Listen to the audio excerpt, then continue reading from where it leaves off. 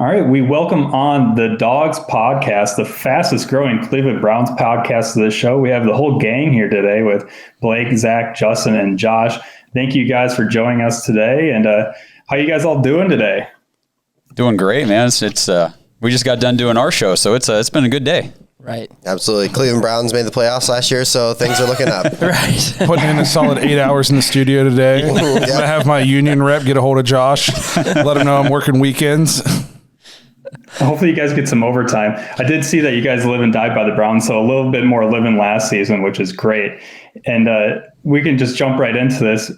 We know from fantasy perspective, the Browns are a run-first offense, and for good reason. They have one of the best offensive lines and one of the best backfields in the league. And now you have suspected improved defense players coming over and perhaps even more running coming forward. With both Chubb and Hunt finishing in the top 12 last year for fantasy, do you think that they can repeat this kind of production? I think definitely, because Nick Chubb, he didn't play in the entire season last year. He only played in 12 games, and in those 12 games, he rushed 190 times, but he put up 1,067 yards and 12 touchdowns. I mean, he averaged 5.6 yards a carry. So if you kind of project that out over a full 16 game season, I mean, you've got yourself a pretty studly, reliable, running back one that you can grab in the back of the first in most drafts, I think.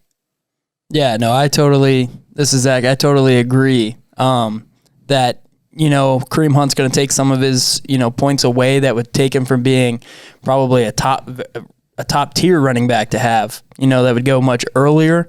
But yeah, Nick Chubb's he's going to be solid all year long. Yeah, Nick Chubb's definitely, if I draw, the 9, 10, 11, maybe I'm picking around the turn of the first round, I'm targeting Nick Chubb. I think if there's a running back on the Browns roster that you could see a decrease in a little bit would maybe be the amount of touchdowns Kareem Hunt has. Mm-hmm. Because he had a decent amount of receiving touchdowns also to go with his rushing touchdowns. And I just don't know if you can count on duplicating that amount of receiving touchdowns year in, year out as a running back. Agreed. I really, really love Nick Chubb. Kareem Hunt's still going to get his work. Something we kind of just touched on just for fun, we'll bring it back up, but we said that, the Browns have always been like a run-first kind of offense, Maybe heading into this season, it becomes more of a, Kevin Stefanski relies more on the passing game, and these guys get much more opportunities where, the box isn't crowded. Yeah, we can push into that in a second. Real quick, though, I just want to say about Kareem Hunt, though, like if you miss out on one of those top tier running backs in the first round, you're picking, maybe a receiver or something. Maybe you want to try to go Travis Kelce or something at the end of the first, beginning of the second, and you're not kind of taking running backs until the third or fourth round. Because right now, I believe Kareem Hunt, I saw his ADP was at RB23, which was early to mid fourth round. That is a solid running back to grab in the fourth round compared to the other guys going in that range. I started him almost every game last year. Yeah. Yep. Well, he was an RB1 last year. Yep. Yeah, you finished with RB10, and I think people forget that he did almost have 200 rushing attempts last year, over 200 total touches, almost 850 yards rushing, and he was a legitimate fantasy player for you if you had him on your team. And let's talk about Baker Mayfield here for a second. It's his fourth season, and the jury's still out on whether or not you can really count on him as a fantasy player. And Blake, why don't you start here? What kind of expectations do you have for Mayfield this year? So my expectations for Baker this year are actually extremely high. I think if you look back to last year, he played 3 games in what's essentially, hurricane type conditions. And then he played a fourth game. Yeah, he played a fourth game with no starting NFL active roster receivers against the Jets. So, I think if he plays a game with good weather in all the games and he doesn't have to play a game with no receivers, he gets 4,000 yards last year and he's over 30 touchdowns. And I only see improvement on that. I don't see any regression in Baker this year. We actually kind of just talked about this on our show, and Justin just alluded to it. I think teams are going to stack the box so much because the way to beat the Browns, the blueprint out there that teams kind of think is you have to stop the run. I think that the Browns are actually going to use the pass a little bit to open up that run early in games.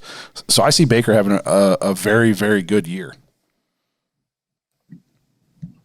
Yeah, and Zach, do you think he could be possibly more of a game manager? Or do you expect him to jump out of his shell a little bit more, especially with the continuity. You bring back Kevin Stefanski and you get Odell Beckham back. What do you think about that?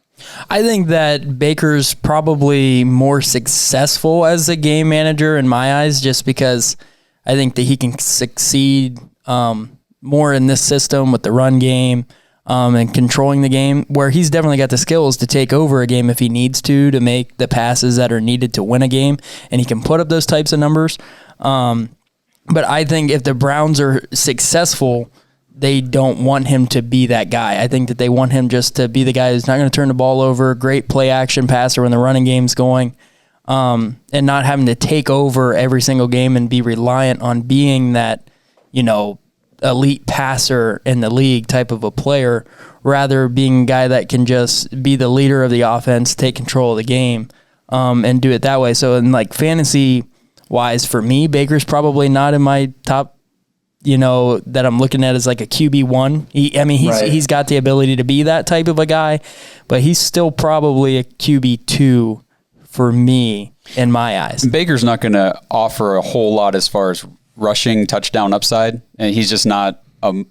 He can move if he needs to move, but he's not dubbed a mobile quarterback because he's not out there relying on his legs. So he does not have a rushing baseline. He does not have he's not going to put up 5 to 7 rushing touchdowns during the season. It's just not going to happen. So that's probably why he's a QB2. Yeah, I think in like a super flex league, he'd be like a perfect guy. He's going to give you like 18 to 20 on like a good game. Yep. I would love to have a Baker Mayfield at that spot. Yeah, and we like to play super flex over here, so he's a great QB2 with you for you, and if he reaches these expectations that you guys are talking about, he could definitely land within the top 15. So Odell Beckham returns from injury this season, and he's been relatively inconsistent with the Browns. And Justin, where do you think his production lands this year? Closer to the Odell of old, or what we have seen lately? Okay, so the argument with Odell is that we've always been kind of disappointed, but I'm expecting huge things from Odell this year. I'm expecting, you saw Baker evolve last year when Odell went out and everybody said it's because of Odell. I think that he finally just got comfortable in the system with Stefanski. So I look for Odell. I don't know if you've seen any of the videos of him working out or just doing freakishly Odell things, but I'm very, very excited for Odell. I think that it wouldn't shock me if he put up 1,000 yards, 80 catches, let's say 8 touchdowns. And I think that would be a solid year for him. I just don't think that with all the weapons on that field that there's a lot of mouths to feed. I just don't see him being like the Giants guy where he's getting, 16, 17 touchdowns and just absolutely crazy numbers. No, and Baker's at his best when he's spreading the ball around to different players, hitting the open man. So that's why Odell's probably going to have a lower target number, lower reception number. He could still put up, like you said, the 1,000 yards. Easy. But I don't know if he's going to be going out there putting up 1,200 yards and 12 touchdowns or anything like that. I don't know if you can tell, Josh is an Odell hater. Yeah, there's always one. Yeah. There's a lot of people have been hating on Odell this year. I am on Justin's side here, and I think Odell returns to form, but there is good reason to hate. Mm-hmm. Right. Yeah. I think that in the fantasy world, that there's going to be a bunch of guys that are going to pass on Odell because of what he's done, the last 4 years. So this is a year where, he's going to be maybe available in later rounds than what you're used to seeing. And he still, could be a very productive guy for you to snag up because others are passing. Yeah. Passing on him. Yeah. Yeah, my whole stance. Those are the type of words we like to hear. A league winner. Yeah, Right. My whole stance on Odell is, he's been a little bit disappointing since he's been in Cleveland, but he has yet to play with a Baker that has been confident and competent. His first year was with Freddie. Right. There was no good offensive system at all when Freddie was here, and then he got hurt before Baker really found his rhythm in this Stefanski offense. So I'm really excited to see Odell play with a confident, competent in his second year in the same system for the first time, Baker. Yeah, and speaking of the other wideouts and Baker having to feed other people to be successful, Josh, do you think there's anyone else other than Odell or Jarvis that we could see breaking out this year? Well, one of our, I don't know if I want to say a dark horse breakout, but we are really high on Donovan Peoples-Jones coming in as a second-year player. Last year as a 6th-round pick. I mean, he was dubbed as, first or second round talent, but just playing in that Michigan offensive system doesn't produce a whole lot of, positive statistics for these wide receivers, these skill players. So last year, we had high hopes for DPJ, but we just didn't really know what to expect. And then, when Odell went down, Peoples-Jones was forced onto the field in some situations, and he came through. He showed that he's got some skills. He's fast. He's a big body target. He could be a prototypical X receiver, if he grows into that role. So that would be a guy I don't know if I would be drafting in redraft leagues, but I would be keeping my eye on him on the waiver wire, watching how the Browns offense plays, week 1, week 2. Yeah, he is definitely a wait and see type of player right now, but I've had my eye on him, especially in Dynasty moving forward.